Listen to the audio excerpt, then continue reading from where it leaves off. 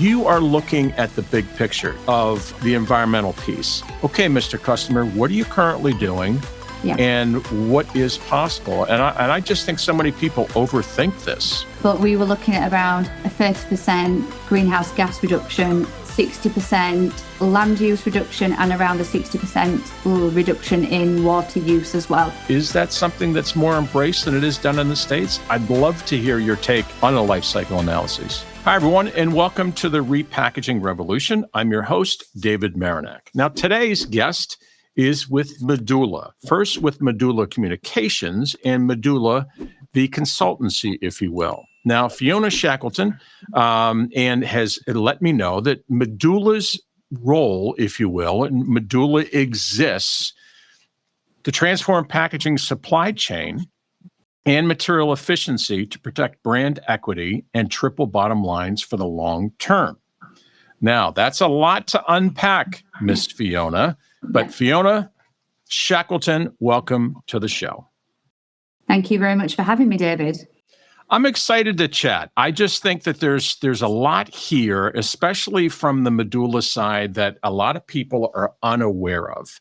And if there's anything that, especially, I know there's going to be this recurring theme.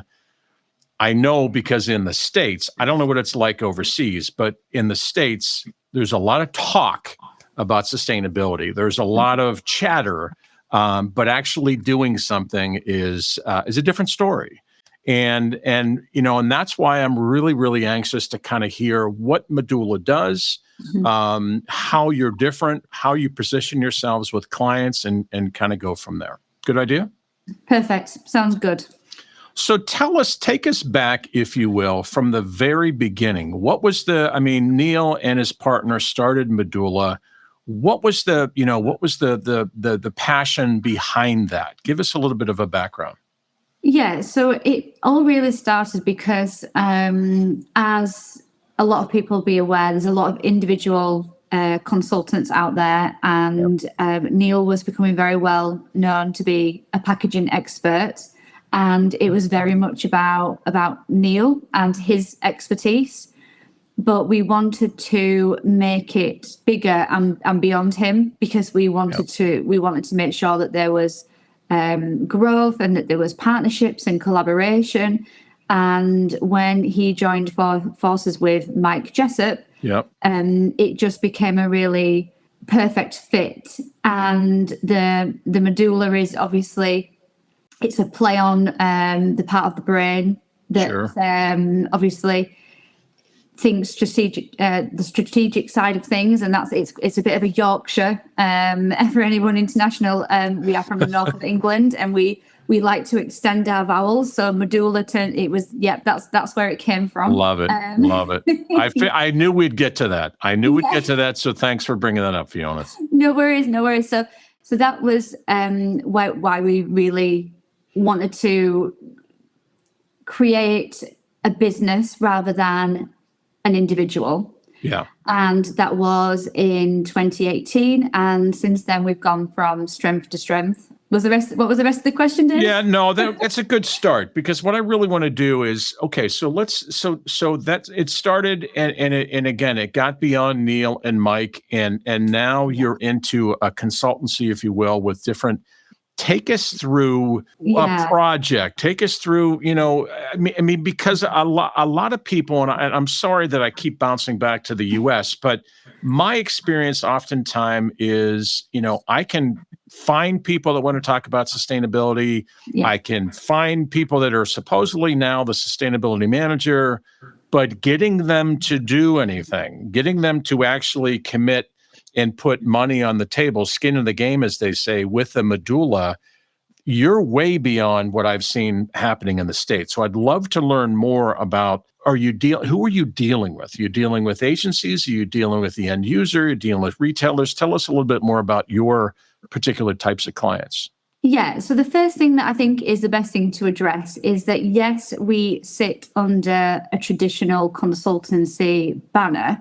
Right. However, we go steps beyond that, because what we do is, yes, we will gather data, we will find the red flags, we will, find find where the issues are, and we will report back. But then we take it to the next level, where we will use one of those red flags, and we will work with that red flag to create a solution.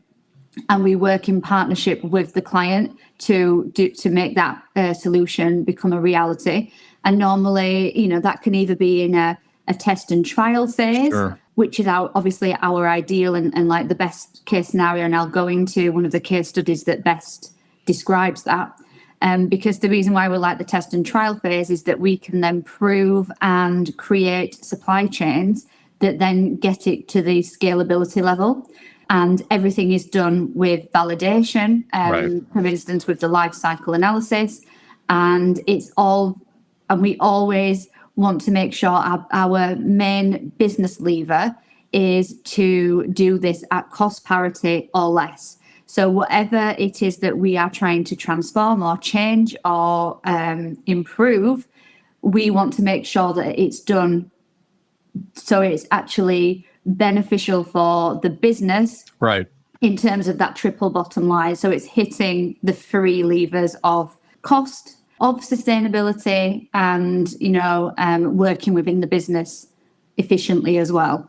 Well, I love that, especially with the bringing in that triple that we talk about here. The one thing that's interesting in the, at least in the packaging space, there's a lot of, and I loved how you put this, you try to make sure it's less. There's nothing here that's going to be a quote unquote cost plus, if you will, for, doing what's right for the environment. You're talking about being passionate about checking out a red flag, then doing the deep dive, then obviously being able to validate it with a life cycle analysis on top of your connections in the industry, meaning with packaging firms and packaging materials and packaging types. So it's a much deeper dive. This isn't some sort of and that's what I love about it, because this is where the rubber meets the road. This is where, as they say in the States, this is where you can really just kind of like, okay, we're not just talking about it now.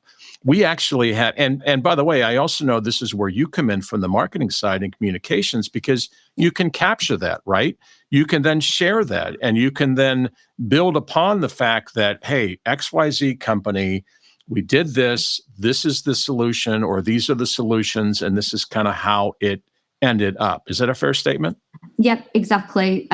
We always want to make sure that any story that is being told, any marketing claims that are going out to the wider public or internally, they are always validated by fact. We do not want anything that's got our name on it to seem anything less than the real deal. And then life cycle analysis is one of the, we met through life cycle analyses kind of question years ago. And it's something that I have been pushing, and others in the States have been pushing here to get people, I don't care whether it's the end users or the salespeople or retailers, to understand that you cannot judge packaging or a cost or even this whole supply chain unless you look at the entire life cycle.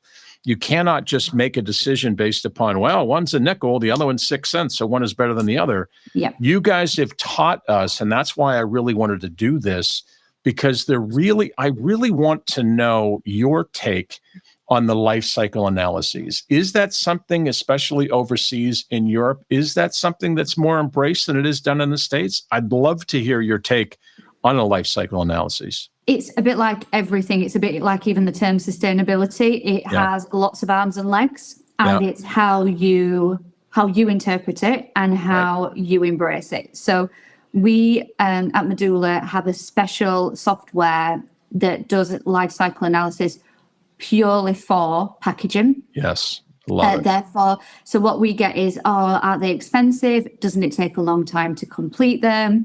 The usual sort of barriers that come with life cycle analysis. And yes, it can if it's a complex category or if it's something that's got a lot of areas. But when it comes to packaging, we've already got a lot of key data already in in the software.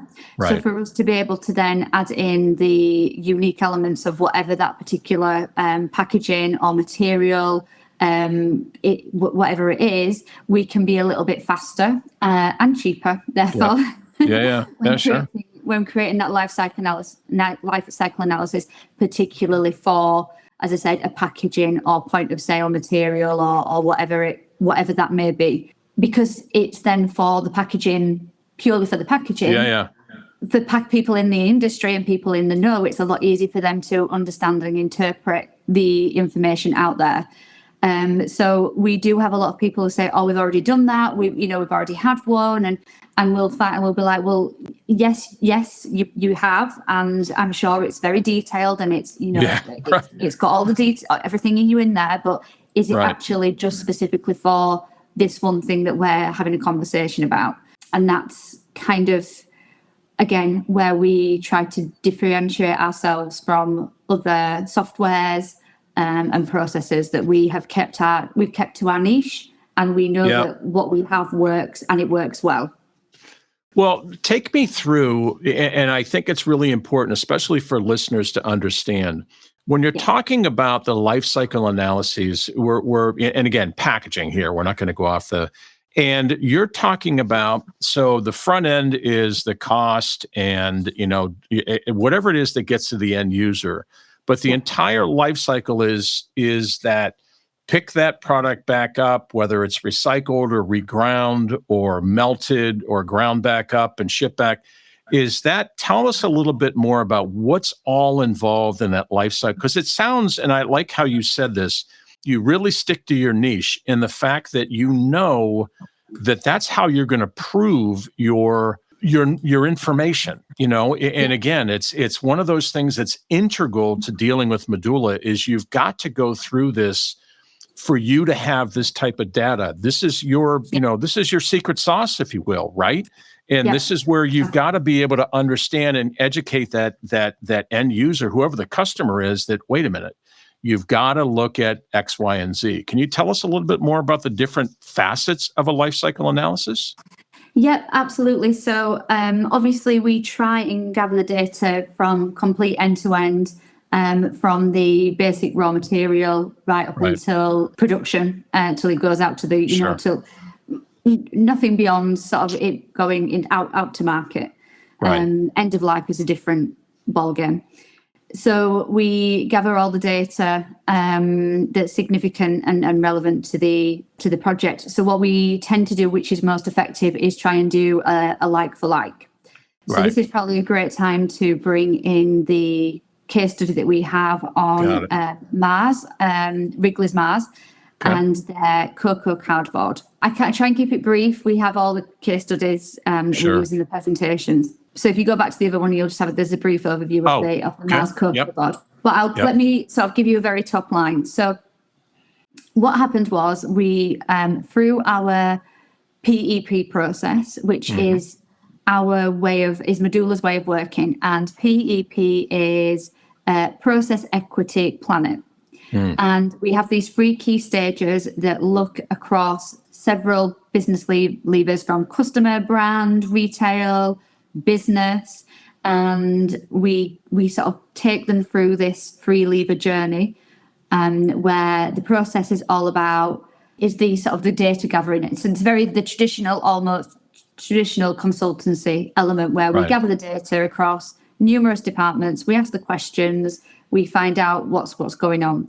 And then obviously from the equity point of view, we then look at, okay, so from here and from the red flags we've found what's missing, where can we go, what's going to improve the business perception, obviously improve market.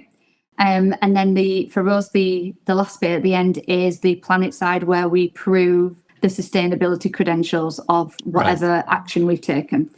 So like I said, we'll jump back to the Mars cocoa cardboard, which when we analysed the business, we found that obviously cocoa husk was a waste in the Mars process. It wasn't particularly great for animal feed.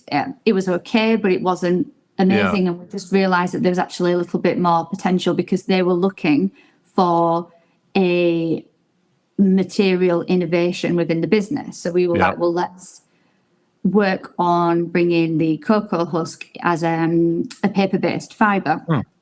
And obviously, initially, the first immediate reaction is to go, let's do packaging, let's do, the actual wrappers.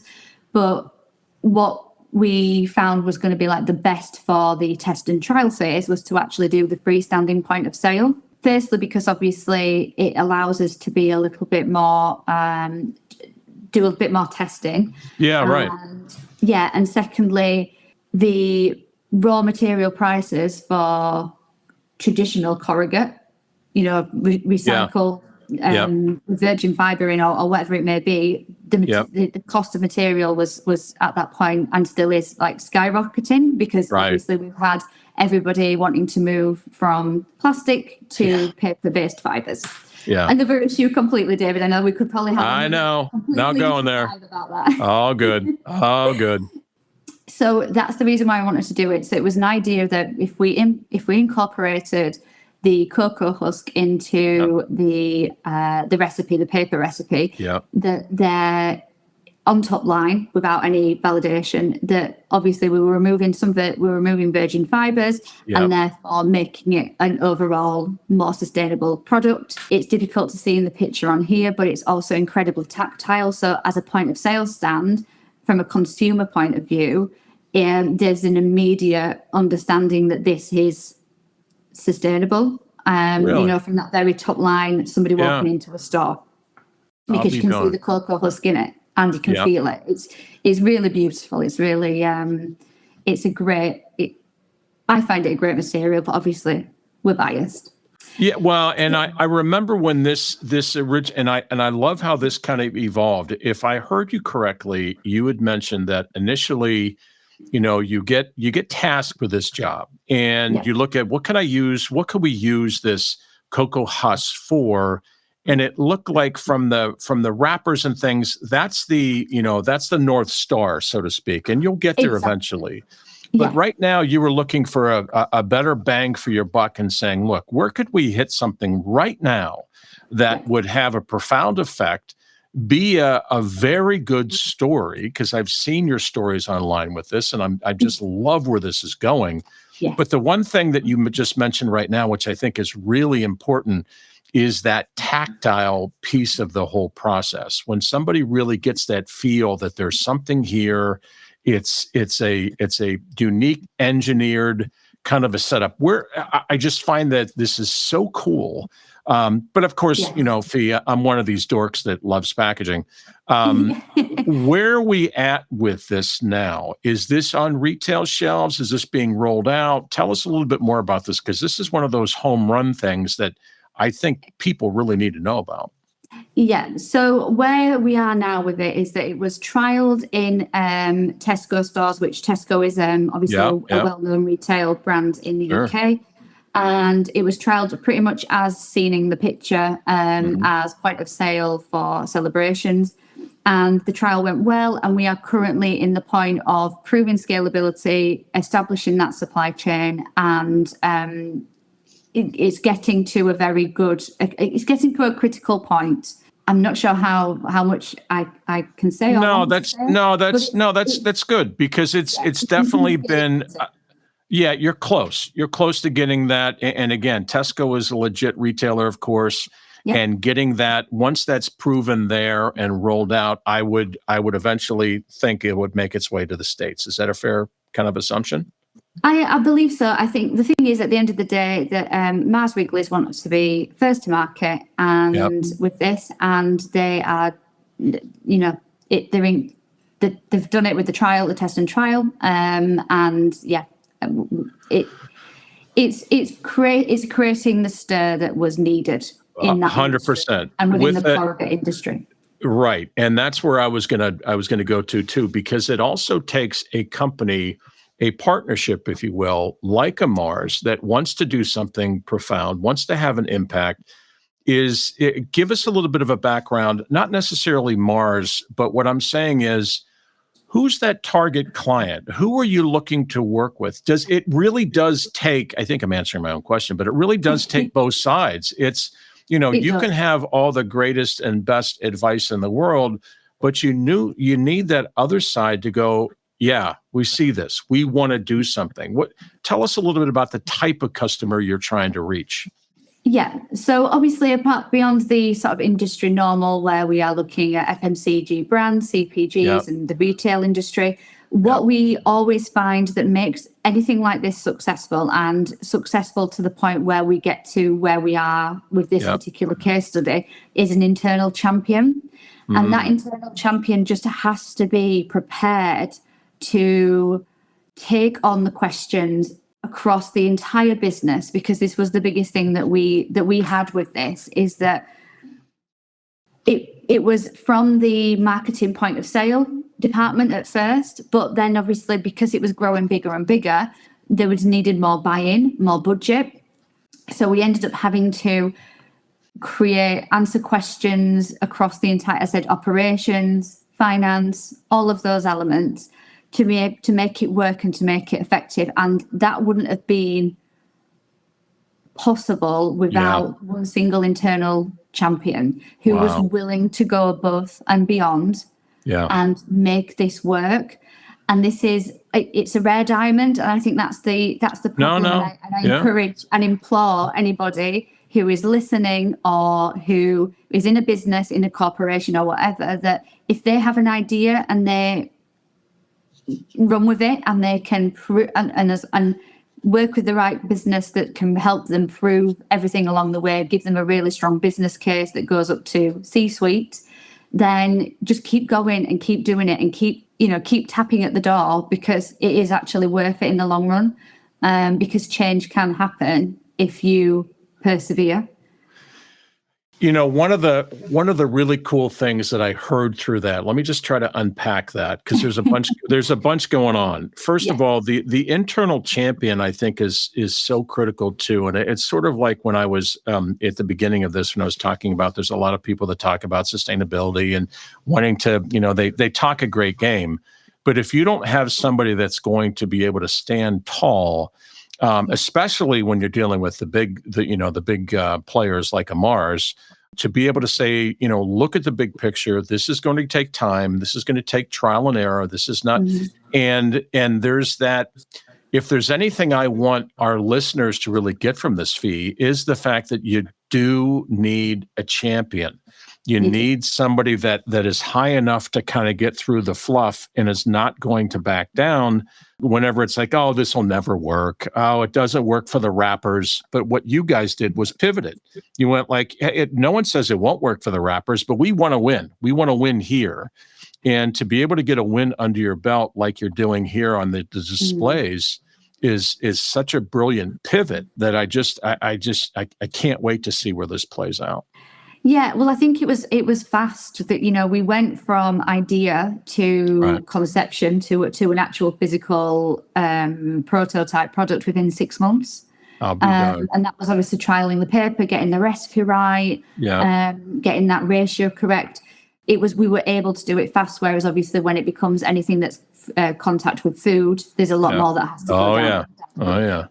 So this was why it was a great option and a great way to introduce the possibilities to the industry overall. So to sort of give the final wow factor for it. Yeah, right. Sure. For the geeks, for the LCA geeks in particular. Yeah. So and go back to that initial, why it's so important to do it and why we have a specific packaging one. We did a like for like on traditional corrugate compared to cocoa corrugate, cardboard, cocoa corrugate, and very rough estimations. We've got all the details. We can't obviously, it's not ours to publicly share. Yeah. But we were looking at around a 30% greenhouse gas reduction and 60% land use reduction and around a 60% reduction in water use as well. No kidding. So that was like for like on a traditional corrugate, and there's also some cost savings. I can't give you the exact figures because I can't remember them, but there are cost savings also. Especially once it gets to a really strong scalable level. So yeah.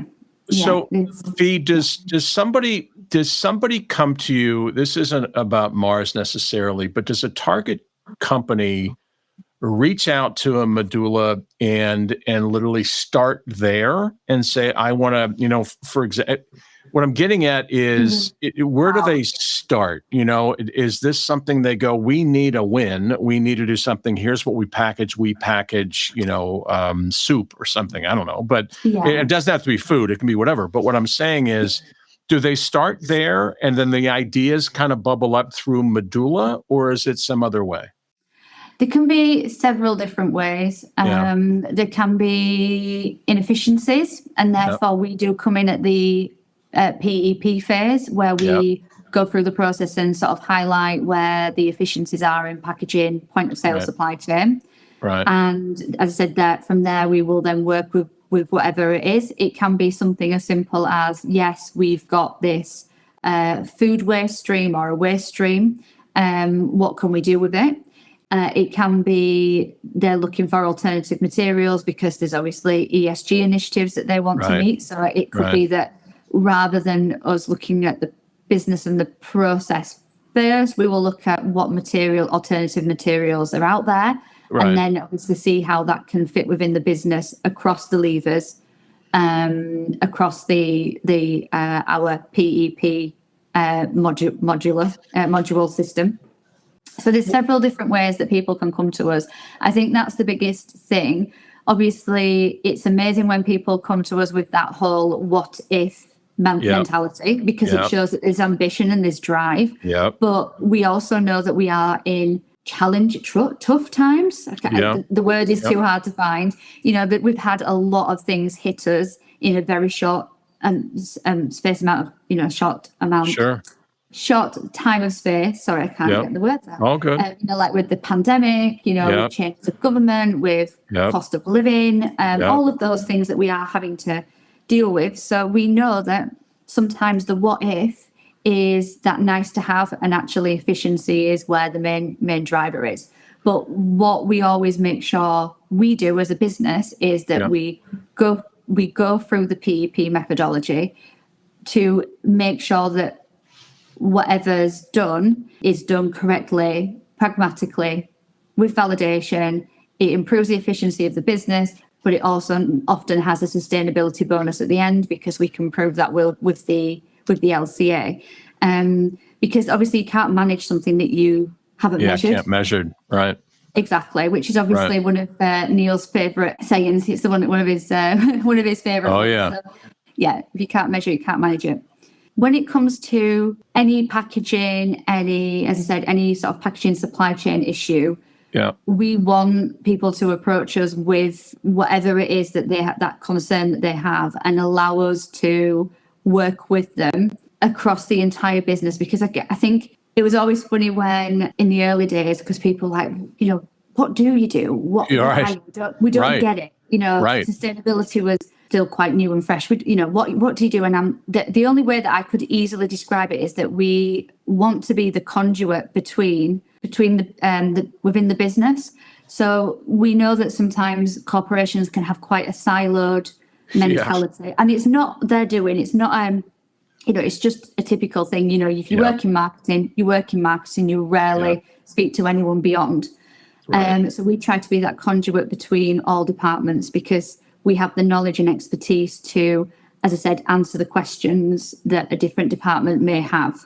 In terms of the operational questions, in terms of the marketing questions, in terms of the, oh my goodness, will this actually print, with digital or live or whatever it is. That's the thing. I think that's, if that helped, it's to help people when I say that.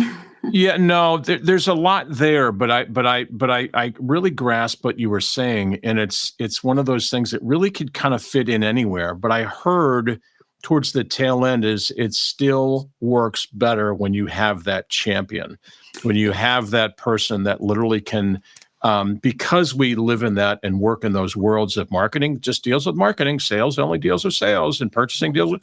And you need somebody that can kind of circumvent that. Without it, you're going to fall on deaf ears. Yeah, and obviously we use the term total cost of ownership because that's Yeah. what it is at the end of the day. If you don't have the buy-in from everybody, it will not work. And Right. yes, you 100% need that internal champion who is ready, as I said, always ready to be strong enough to face the criticism and Yeah. believe in the journey, believe in the end goal.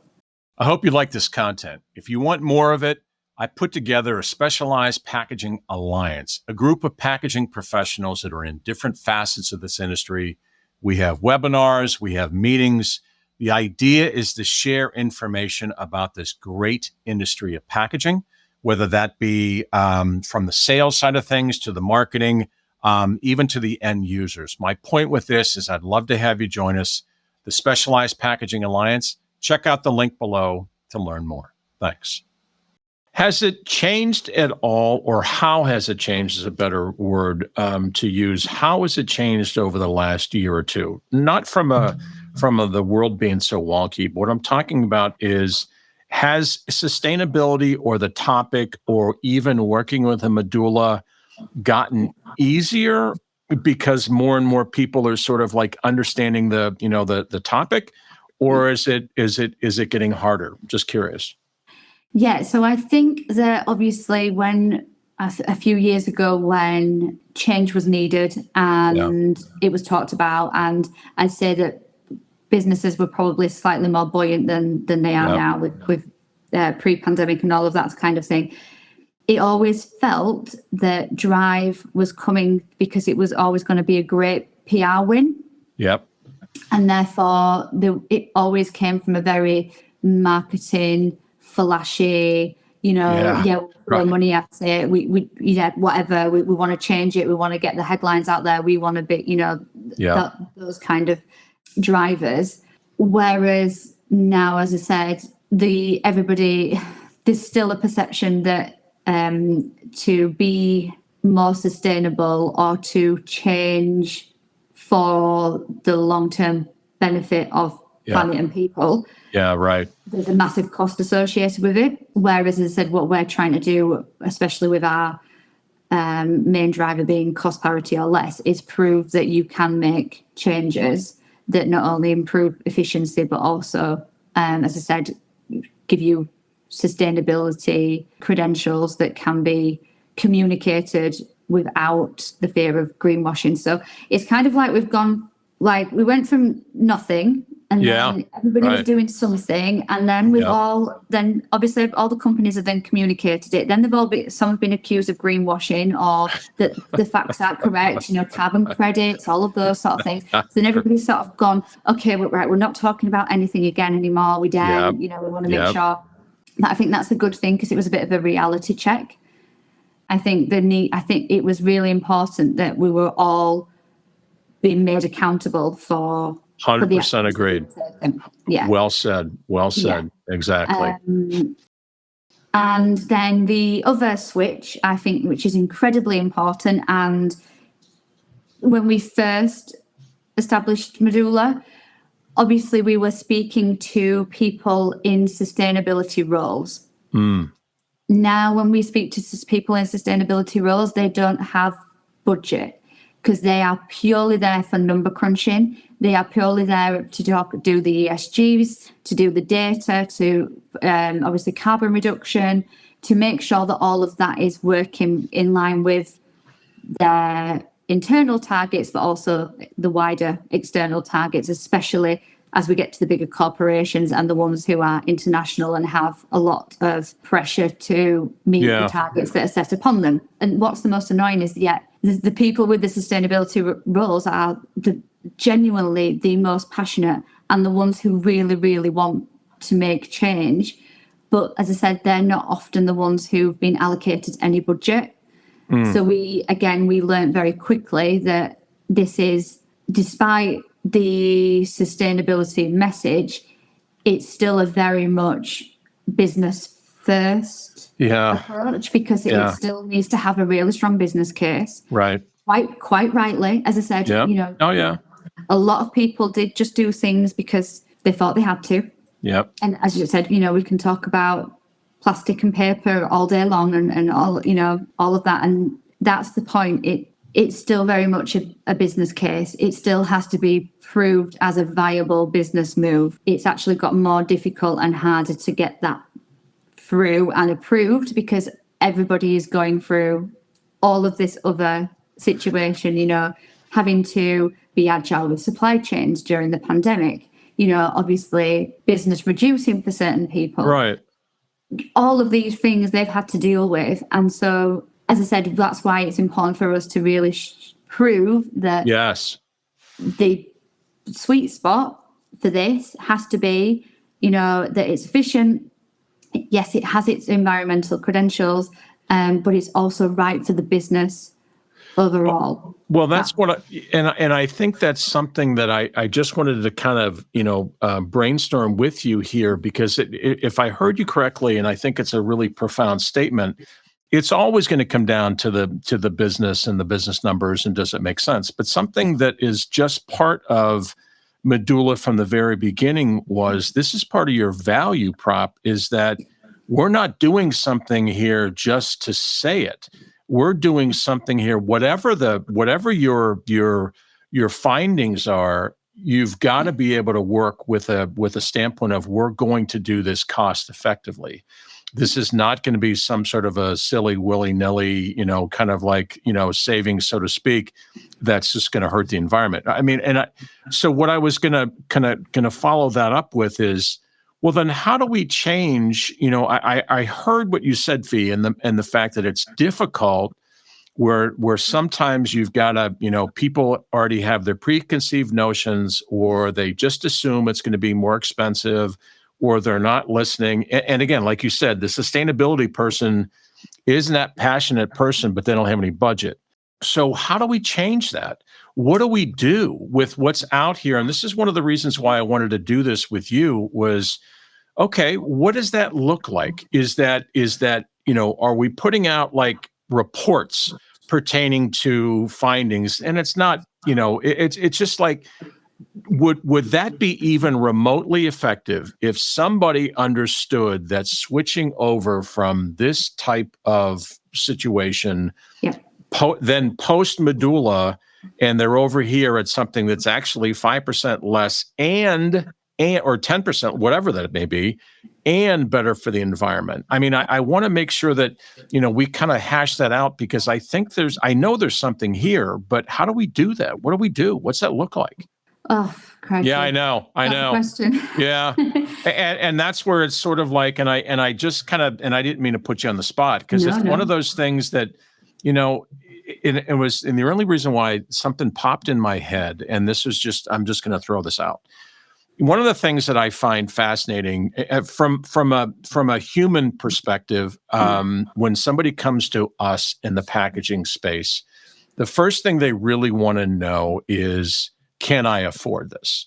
Yeah. Can I afford this? And again, it's and the point being is, I thought when you were talking, like if we had some sort of a calculator, some sort of an environmental calculator that somebody could input some data. It's not going to be exact, but something that would give, and I'm talking about this on a Medoola website, that they can come to and put their steps in there that would really almost set the table for you to be able to say, look, we've got an environmental calculator here that will kind of give us some initial data or information that if this is a worthwhile, you see where I'm going? Because I'm doing that now in some of our businesses. And I think it really, a lot of times people really, in fact, I know it. People have said, that's all I wanted to know. Okay, now I can afford it.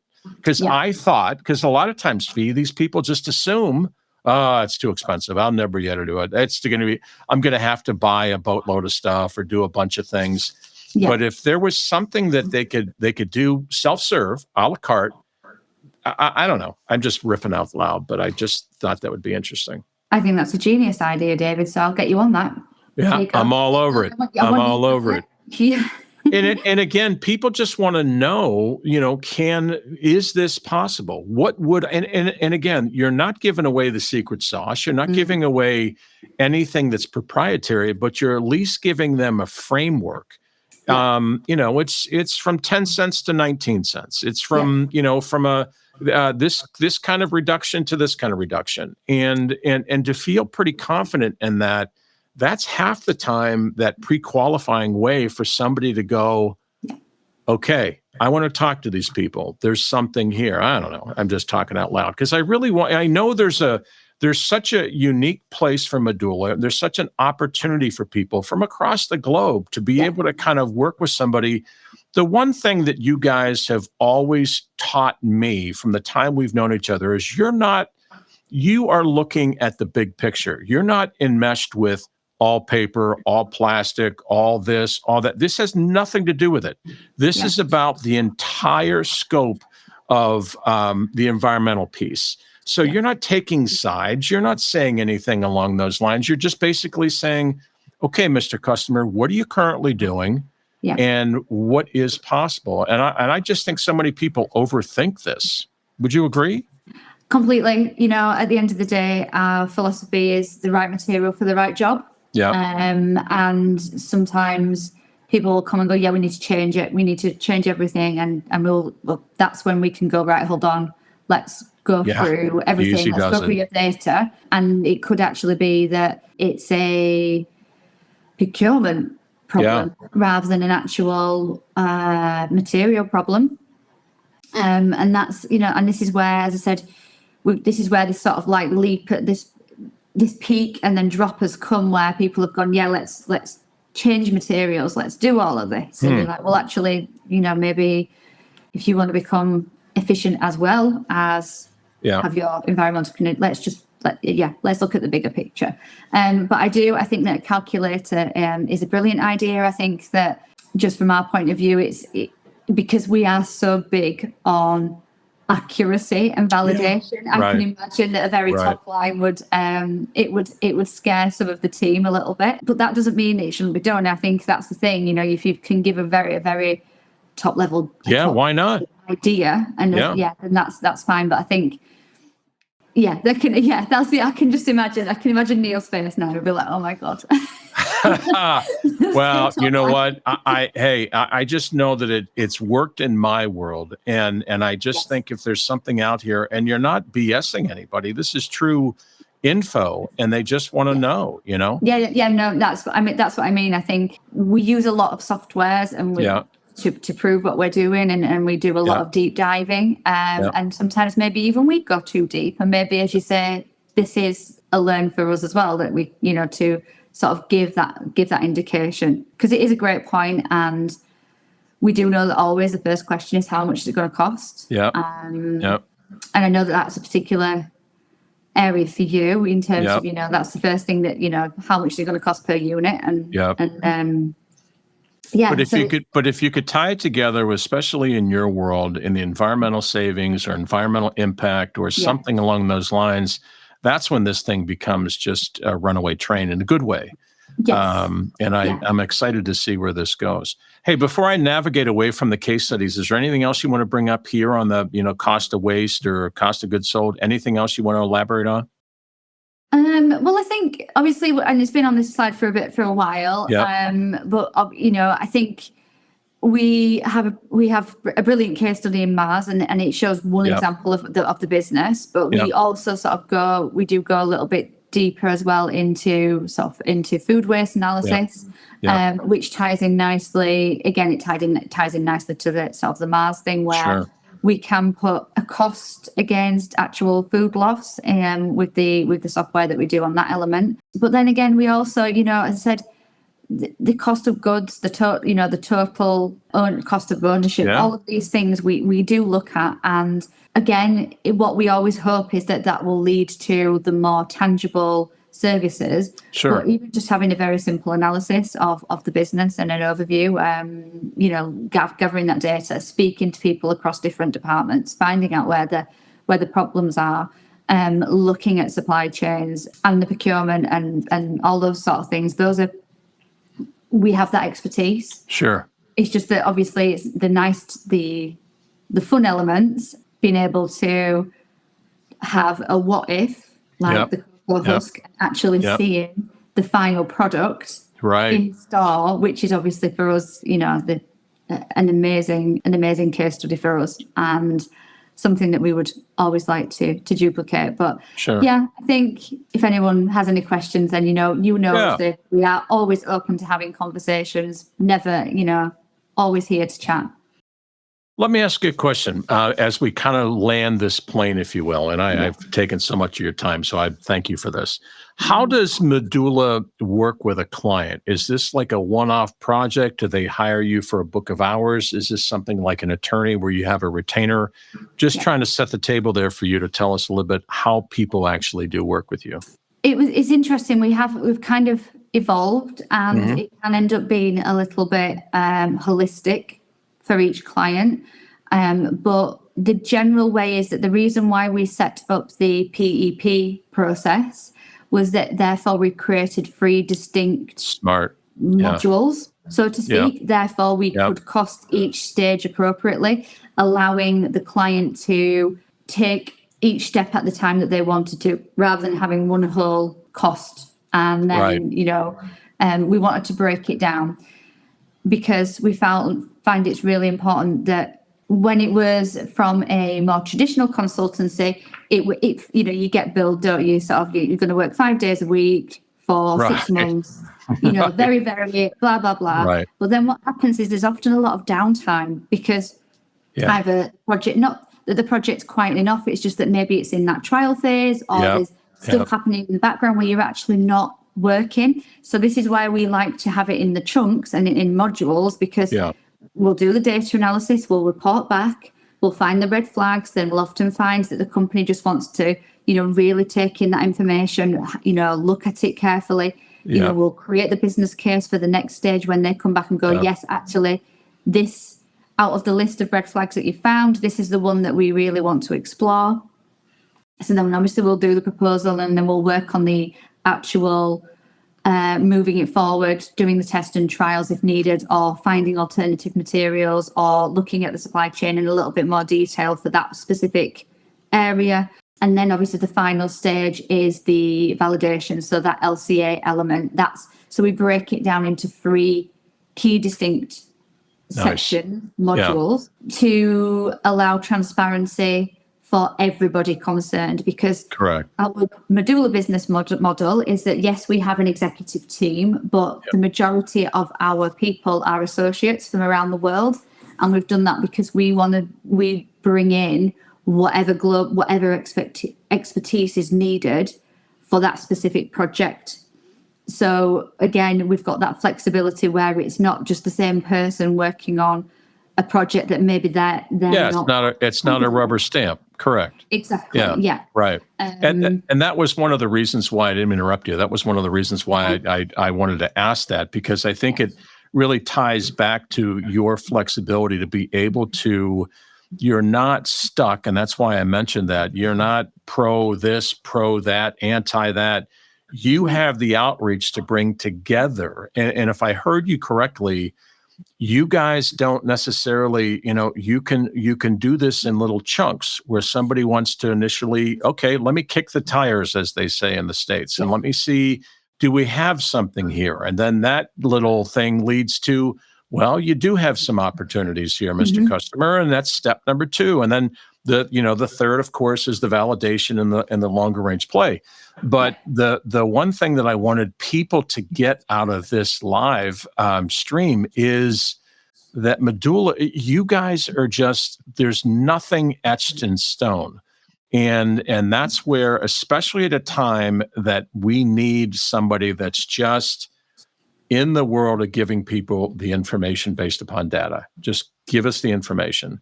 There's no greenwashing. There's no one behind this saying, and that's the one part that I wanted to make sure came up very, very clear for anybody that when you get into this point, and towards the end of this, as I land this plane now, but I want to make sure, Fee, I will, when I respond back, I'm going to put everyone's contact info. I'll put your contact information here at Medoola from the online form. And then so people can actually reach out and be able to kind of connect with you from there. Does that sound good? Yeah, absolutely. But and that's the other thing. The final bit of that is that, yes, the PEP process The best case scenario is to have people, clients from the very beginning, and we take them through the entire process. But people can come in at any point. We have people approaching us just to do the LCAs. We have people approaching us at the second stage where they've identified the red flag and they want to move forward and need our help and assistance on that side. Sure. And that's the joy of it. That for us is what makes it exciting. And as I said, we love so much working with associates from across the world, because it's often people who are disengaged slightly with their previous roles in life, who have maybe come out of that world but have come back in, and therefore are incredibly passionate and engaged in what they do. Right. So everybody we have is fully on board and engaged in the project, and that I think that always comes across when people see the results. Yeah, and that's such a great place for us to land the plane, because that's what you really need. Having a champion, but people that are passionate about doing this, and that's one of the things I've seen with you and with Neil and anybody else with Medoola, because it's you guys live and breathe this. This is not something that's just some sort of a fad. You live and breathe this. So. Well, if you were looking out into your crystal ball there, Miss Fiona, where would you like Medoola to be in 2, 3, 5 years? I mean, is there any place in general, or just, I mean, are you looking for, we're all looking to grow our businesses, but is there anything out there from where do you see Medoola in 3 to 5 years? I think we'd love to create something that's sort of like a software for the PEP, that's something that's more approachable, that can be used elsewhere. That's a huge goal of ours. It's also to make the life cycle analysis and other softwares more accessible, easy to understand, easy to obviously my big role in this is that I take all of that data and turn it into something that is understandable for everybody across all levels of the business or externally as well. I think it's really important that when you get buy-in from the business, yes, it's important obviously that you've got the top level, but I think it's also really important that everybody in a business sees the positive changes that something's made. And I think we've been in a few events and a lot of conversations. What people are finding internally, sustainability managers, the sustainability directors, is that some of the small changes that they've made have actually had the biggest impact internally. Right. And that's, the ones that aren't PR'd out internationally, the ones that are quietly making change. Yes.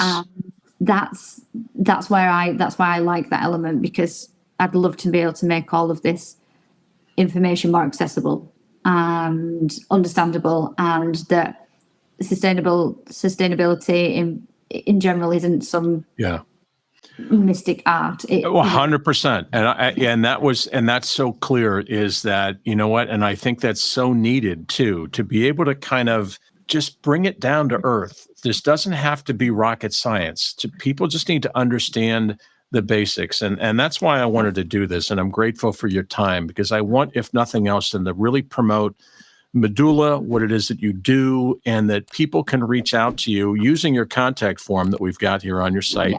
It's mymedoola.com. And again, I'll do a recap with this and send everybody, and this will be live or for record on the site. But Fiona, I'm thrilled that we were able to do this, pal. I'm grateful. I know I know it's later over there, overseas, but thank you for doing this and fitting us in. I'm grateful for you.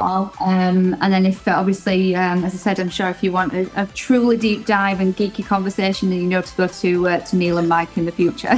Hi, everyone. It's David Marinak. I hope you enjoyed that episode. If you want to see more, here's another video that you can check out, and I hope you enjoy it. Thanks.